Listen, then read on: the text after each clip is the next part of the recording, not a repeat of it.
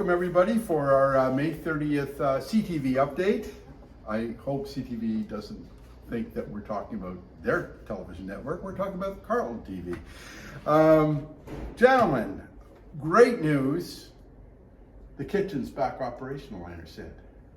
We are. We're about an hour away. It's about time. We're happy everyone was safe. A very serious incident, but the staff reacted really well when it occurred, and we've gone through obviously a period of disconnecting certain units, right, properly cleaning them.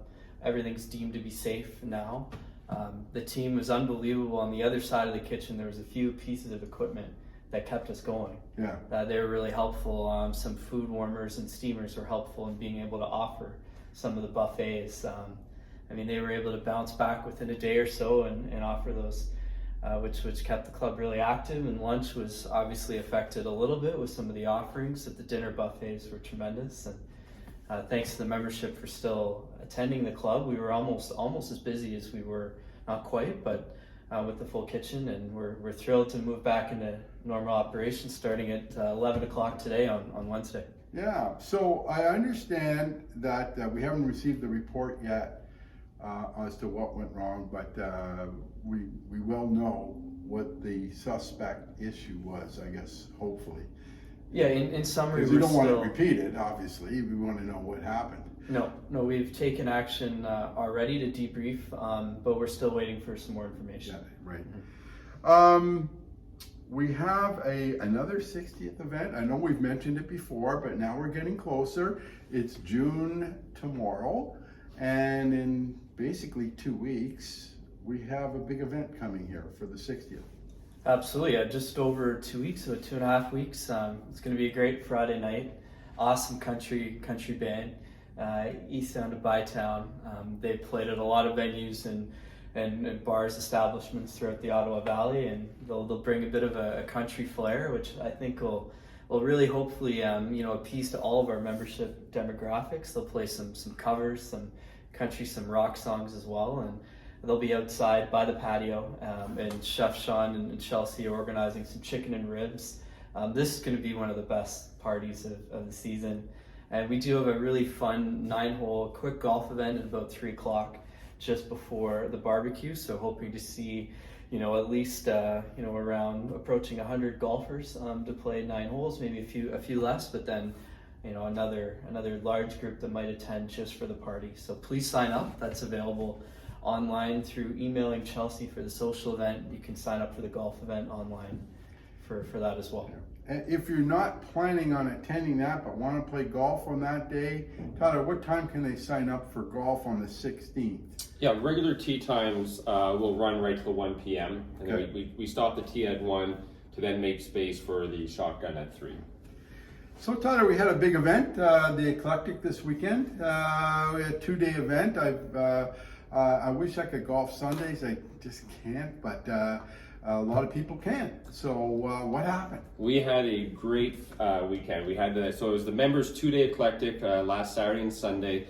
The weather was phenomenal. We had a great turnout. About 30 members came out and played. It's a 2-day event, and the way the format works is each hole, you take your best score per day. So if you have a bogey on the first day and a par on the second day on the first hole, well, the par would count as your total 2-day score, right? So at the end of it, we had a men's division and a women's division. It was full net, and the winners in the men's was Jack Hunt, came out on top. Jack. Runner-up was Jason Inman, and in the women's division, we had Patsy Pike come out first place with a runner-up, Diane McLaughlin, who played really well. Wonderful. That's just great. Yeah. They're a lot of fun, those events, and I've played in them before, and you go out and you get an 8 on the first hole, and you're going, okay, this is a hole I got to do better on tomorrow, and then you get a birdie on number 3 or something, and you go, well, I could throw this one in the pond.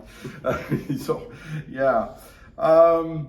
So that's the Eclectic, and we have a big event coming up for the women, the Solheim Cup. Can you talk about that? Yeah, so the Solheim Cup is this Sunday. Registration does end today, so for all the women who are watching this, there is still a little bit of time to register. It's a Solheim Cup, so it's match play. So it's a 3 6-hole matches that the women play. You're on. There's 2 teams made up. Emma Stottle is the team captain. She's coordinating everything. It's Sunday afternoon. Tea time start at noon. They run for about an hour, and it's just a lot of fun. Yeah. Apologies, ladies. By the time you see this, it's going to be too late to register because you'll see it tomorrow. We're filming on a Wednesday here, so just to let you know. But I'm sure most of you have already signed up, and just to let people know, and then we'll have a result for next week. We've got a couple of corporate events, but before we do that, there's a member service update for Saturday, because I think we have something going on here Saturday.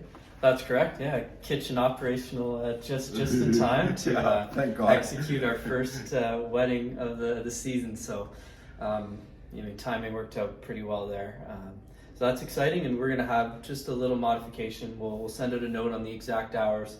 The patio will be in use for cocktail reception for the wedding, but we'll communicate that very close to when this video is posted. Okay, it doesn't mean you can't come in and have a drink, right? Absolutely. We'll have modified options for menu and different areas of the Where club. will we be meeting? And we likely will be up here in the anniversary room, and we'll confirm that and send that out towards the end of the week. There you go. So you can come in and have your drink. You can have some food. There's a modified option for food, but it's good to have a wedding too. That helps the club quite a bit. So we have 2 corporate events coming up next week, I understand? Right. So we do. So it's our first 2 corporate events of the year, so we're excited to be hosting them. On Monday, we have a 1:30 shotgun for the corporate event, so members can play in the morning. We're running an 8:30 a.m. shotgun. And on Friday, we're hosting our second corporate event. It just happens that they're both in the same week. Another 1:30 p.m. shotgun with a members 8:30 a.m. shotgun. So there's still golf available for the members in the morning. When the shotgun's finished in the evening, we certainly do open up the tee later in the day, so there will still be access if you do want to come out later.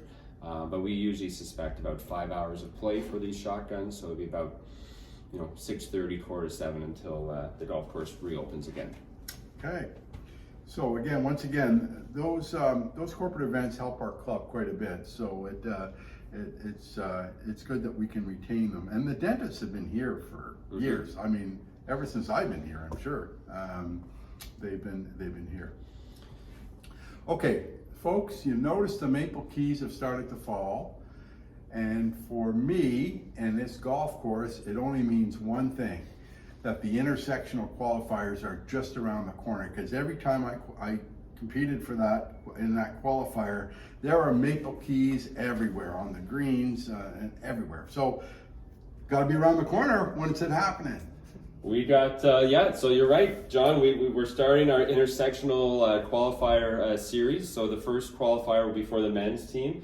The men's intersectional is the first to compete in July. So we have June 10th, 11th, 17th, and 18th set aside for intersectional dates. The men can qualify up to 3 rounds, and they take the best 2 out of 3. So registration is open online. If you want to play in the intersectionals this year, please sign up as soon as you can. There'll be probably another note going out, e-blast, to remind everybody, but we're pretty excited. We're going to have a pretty strong team, I feel. Yeah, I think so too. A lot of good young golfers I know from men's league. A lot of good young golfers in there. The women's and the juniors are happening later. We're not leaving you out. We're just not. They're not there yet. But there will be a qualifier coming up for women's and the juniors. I am talking to Joel today, so you're going to get an update from him. But we can talk about what's happening, some finishing touches. Who wants to do that one? Around the course. Yeah, absolutely. Just want to reassure everyone that some of the garden, the fine touches around the armor stones, both the areas of the staging area at the back shop, as well as the first tee, that work is ongoing. That's going to ramp up a little bit now that we have a touch more time to address those areas. The core construction work is obviously done, and that's the important part, and they'll start to look a little more inviting over the coming few weeks. Very good.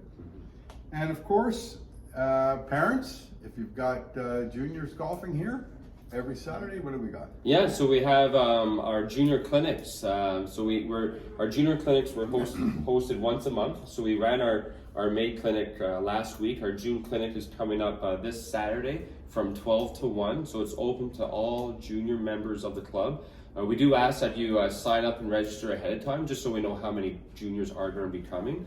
Yeah, so sign up. We'd love to have you. We're going to meet out on the putting green on Saturday at noon, and we love doing these. So it's myself and Gary. We're out there. We're teaching the kids. We're doing different stations. Every clinic will have a different topic, and then a reminder for all the juniors: the tee is reserved for all juniors between 1 and 3 p.m.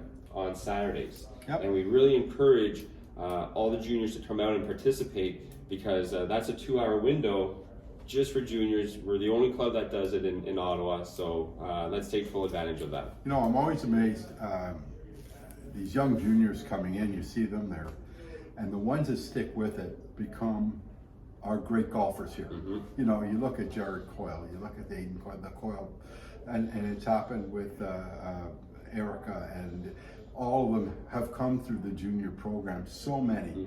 Mm-hmm. Some, you know, they start as a junior and it's just, golf's just not for them. That's fine, we can accept that. Some just love the game and just embrace it and keep going. So you never know. It's a great game for kids to start. It's a lifestyle sport. They can play it when they're in their 80s and 90s. They can play it all their lives, unlike a lot of other sports that you can't. And so this is a great pastime. So wonderful. Gentlemen, thank you very much. And until next week, everybody, play well. Enjoy the nice weather.